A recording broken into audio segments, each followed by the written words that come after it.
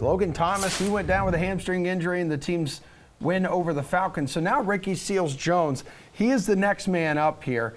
He had a 93% snap share for the Washington football team and caught 2 of his 4 targets for 19 yards. So, Geoff, would you consider Ricky an actual good value play this week? He's $2,500. Yeah, yes and no. I mean, look, it's Washington.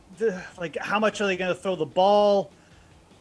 He is a pretty good receiver. I mean, for a tight end. I mean, Ricky SealsJones, we have seen him. I mean, when he first popped up with Arizona, he was like the converted wide receiver, and everybody kind of got a little bit excited about him. So there's potential there.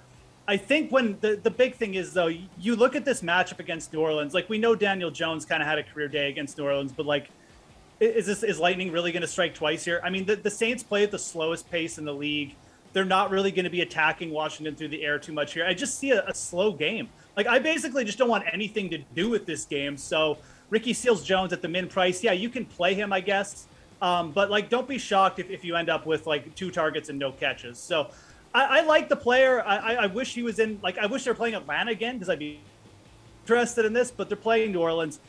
I'm just going to say you should probably just not do this. I would rather play Cameron Braid at 3,300. I mean, AJ, Taylor Heineke, he's one of those guys who throws to everyone on the field at some point. So I kind of feel like this is a golden opportunity over the next few weeks for SealsJones.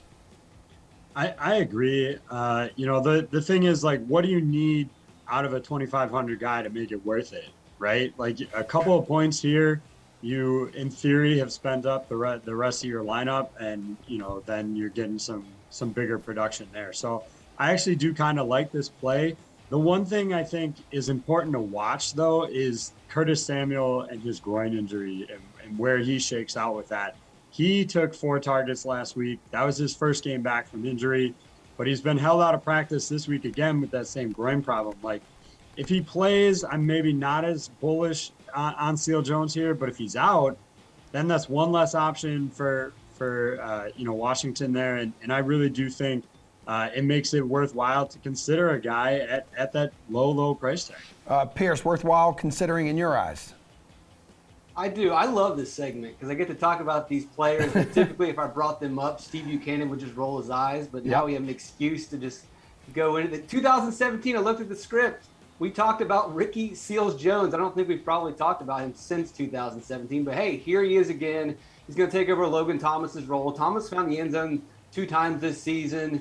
You're right, Heineke throws to about anybody, but I've been impressed with Taylor Heineken. I think he's done pretty well. There's going to be the opportunity. And like AJ mentioned, he doesn't necessarily even have to find the end zone as long as you spend your money wisely in other positions. He doesn't have to do that much. He's going to be on the field the entire game. So I think he's worth an opportunity if you're punting tight end.